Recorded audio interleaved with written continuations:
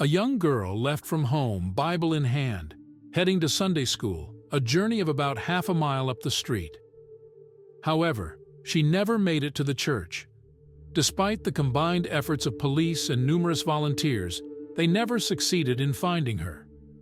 This mystery persisted for 48 years until an unusual revelation came to light.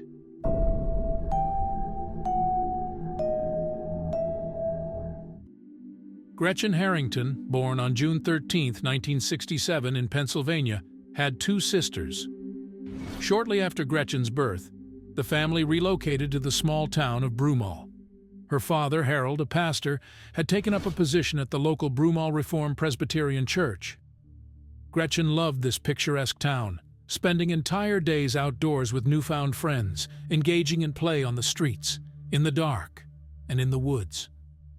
The river behind Gretchen's house provided a carefree escape for cooling off, as children roamed the neighborhood without mobile phones or GPS watches. Broomall was like a safe haven that attracted numerous Philadelphians to relocate there during the 1960s. Gretchen's father instilled in her a love for religion from an early age, encouraging her active participation in church life. Regular attendance at Sunday school marked Gretchen's commitment, where she consistently excelled.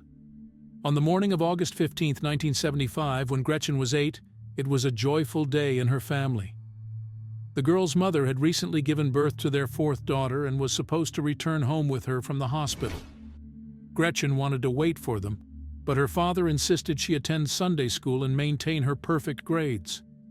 Reluctantly, the girl agreed, took her Bible, and went to church. However, her walking alone was quite uncommon. On usual days, she would go to church with her two sisters, Zoe and Harriet. Despite the unusual solo journey, Gretchen was not afraid to walk the streets alone, especially since Sunday school was located about half a mile from her home. The sessions consisted of two parts. Initially, the children gathered at Trinity Church, and after approximately an hour and a half, some proceeded to Gretchen's father's church. However, at 10:30 in the morning, when the students arrived at the second church, Gretchen's father noticed that his daughter was not among them. It was odd because the children were supervised as a single group. He thought Gretchen might have stayed at the first church.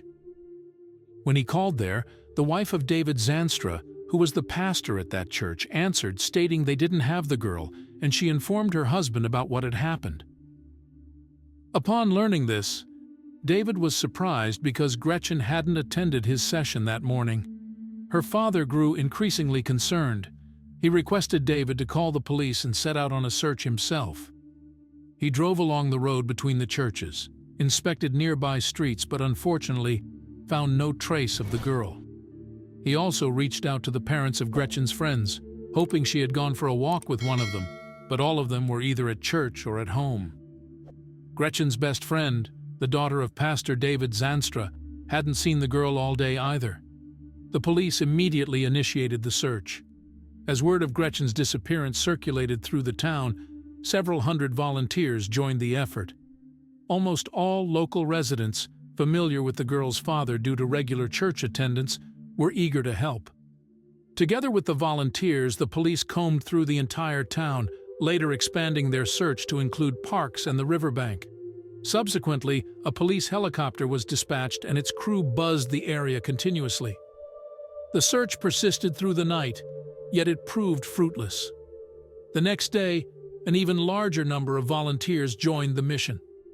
Flyers featuring Gretchen's last school photo, with a missing tooth and an innocent smile, were distributed by friends and family to passing drivers. Despite these extensive efforts, law enforcement not only failed to locate Gretchen, but also struggled to unravel the mystery surrounding her disappearance. Days of relentless searching yielded no significant leads. We went there without knowing what to expect, what we might find. We were searching for anything, something, but we found nothing, recalls one volunteer. The destiny of Gretchen remained unknown. Her disappearance sent shockwaves through the town, where residents were accustomed to allowing their children to play unsupervised from a young age, considering it the most peaceful town on earth.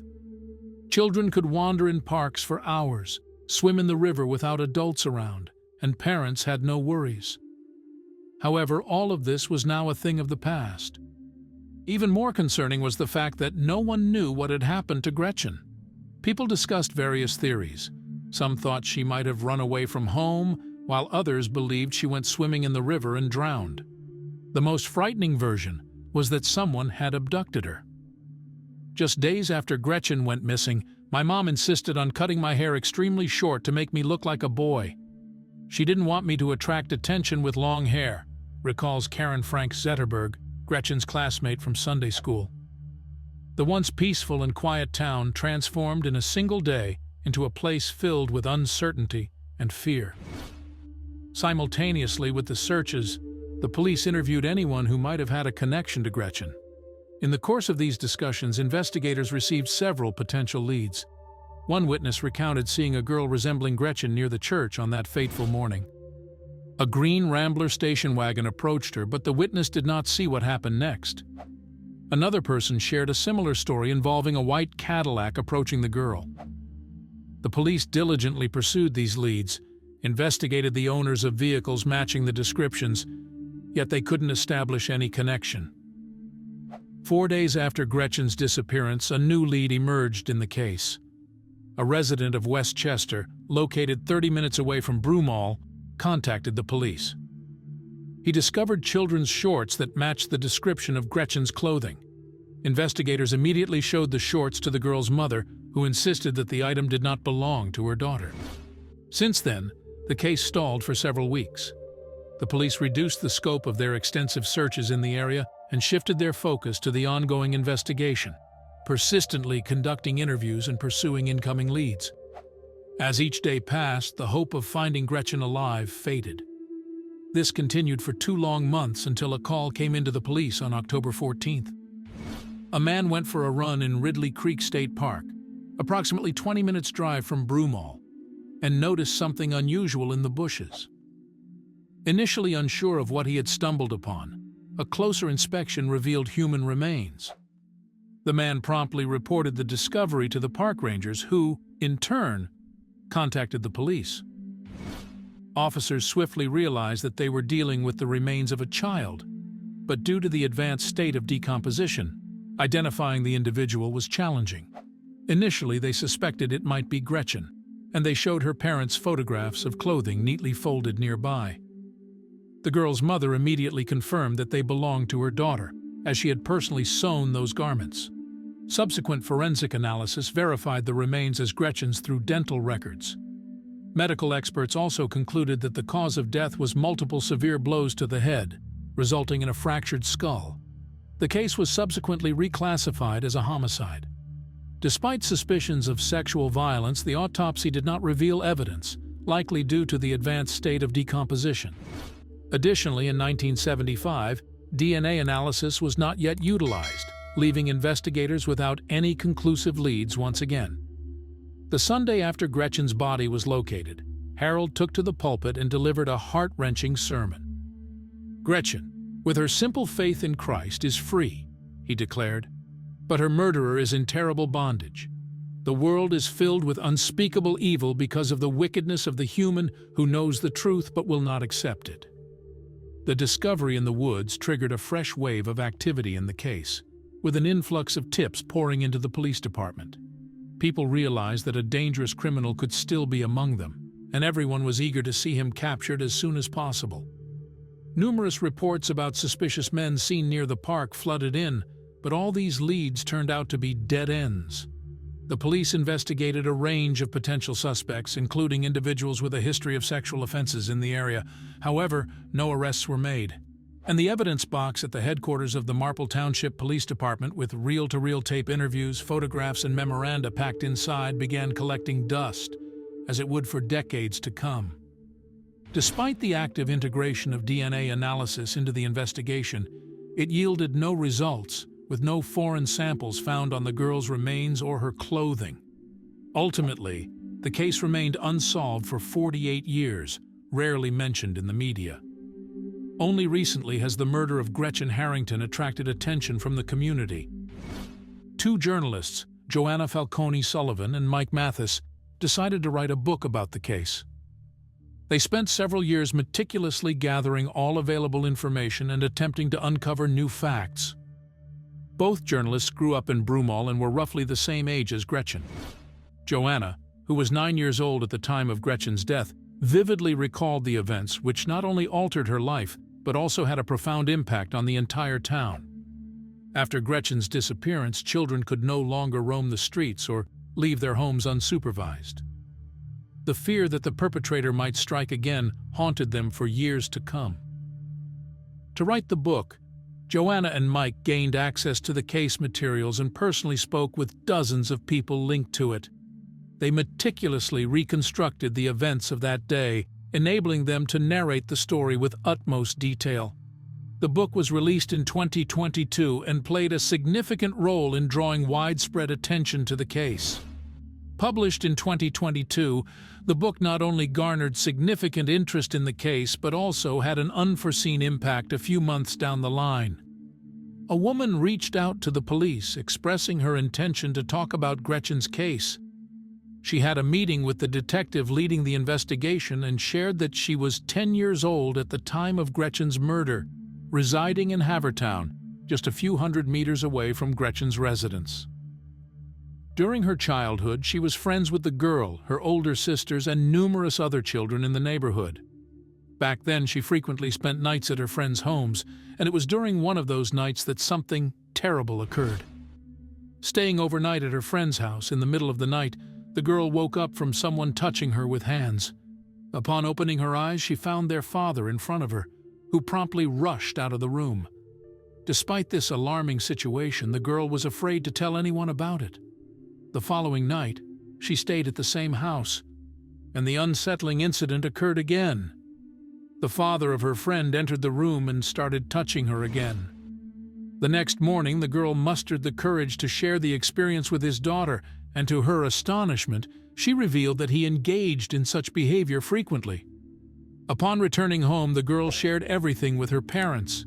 Instead of reporting it to the police, they simply forbade her from visiting her friend's house.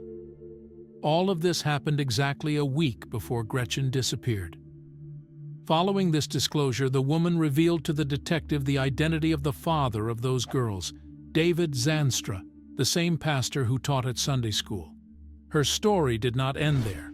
She also disclosed that a month after Gretchen's disappearance, a man attempted to abduct one of her friends on 2 occasions. The girl refused to get into his car and later revealed that it was Zanstra. In support of her claims, the witness provided the detective with her personal diary from those years. On September 15, 1975, she wrote that her friend had asked to keep it a secret out of fear that David Zanstra could cause harm. After the police received all this information, the police promptly reopened the investigation. Upon reviewing the case materials, detectives discovered several peculiarities that could indicate David's involvement in the crime. Firstly, he was the one who reported Gretchen's disappearance to the police, providing investigators with detailed descriptions of the girl's clothing. According to him, she was dressed in dark blue shorts with a front zipper and rivets, pockets lacking zippers or rivets. The man added that she had a white top and her hair was braided. Despite all this, he claimed not to have seen Gretchen that day, raising the question of how he could accurately describe the girl's clothing. Moreover, after the discovery of her body, his descriptions were completely accurate. Secondly, according to the case materials, Sunday school classes started approximately 50 minutes later that morning because Zanstra was running late. This would have given him enough time to abduct Gretchen, kill her, and hide the body in the park. Afterward, he could return to the church to begin the lessons. According to David's statements given after Gretchen's disappearance, he conducted Sunday school classes and then drove some of the children in his van to her father's church. He emphasized that he didn't see the girl that morning and only noticed her absence when her father brought it to his attention. Another intriguing fact was that David, along with his wife and children, moved to another state a few months after the girl's disappearance. Before that, the pastor owned several cars, including a green Rambler station wagon. Recalling a witness's account of a similar car near the church on the day of Gretchen's disappearance, the detectives decided to question Zanstra. At that time, he was 83 years old and resided in the state of Georgia. On June 17, 2023, they met at the police station and began asking questions. Faced with the suspicion of murder, Zanstra initially denied everything, prompting investigators to lay all their cards on the table. The police revealed that they had testimony from a woman he had touched during a sleepover at his house. Additionally, investigators had information about Zanstra's inappropriate behavior towards his 2 daughters. Hearing this, David froze in place, after which his behavior radically changed. Understanding that his dark secrets were exposed after 48 years, the man began to talk. In his version of events on that morning, he was heading to Gretchen's father's church in his green station wagon when he noticed the girl coming out of her house. Waiting until there were no witnesses around, he offered her a ride. Without any reservations, Gretchen accepted, given the friendly relationship between their families, especially since she was on her way to his Sunday school class. However, instead of going to the church, the pastor drove Gretchen to an isolated park where he stopped the car and ordered to take of her clothes. Gretchen refused and said she wanted to go home, after which Zanstra hit her several times on the head, causing her to lose consciousness. The pastor removed her clothes, satisfied himself, and then drove her to a different park. Unable to detect a pulse, he left her lifeless body in the bushes, covering it with branches. Once done, David returned to the church to continue his class.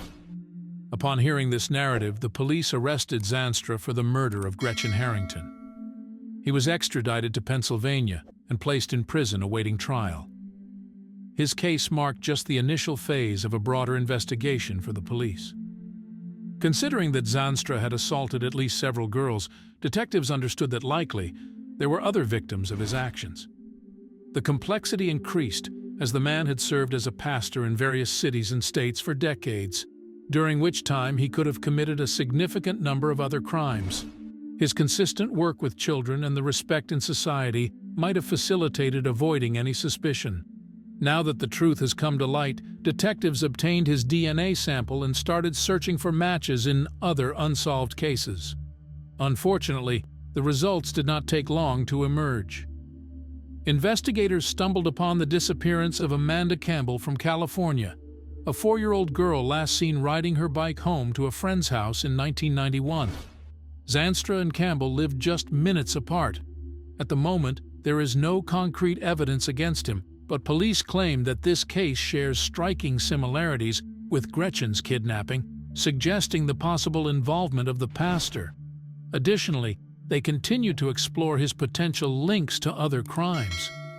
As this unfolds, we may gain further insights in the near future. As for the trial for Gretchen's murder, it has not started yet, and perhaps David's attorneys will seek to prolong the process, advising him to withdraw his guilty plea. In such a scenario, the trial could extend over several years, and there are no guarantees that the man will live to see a verdict.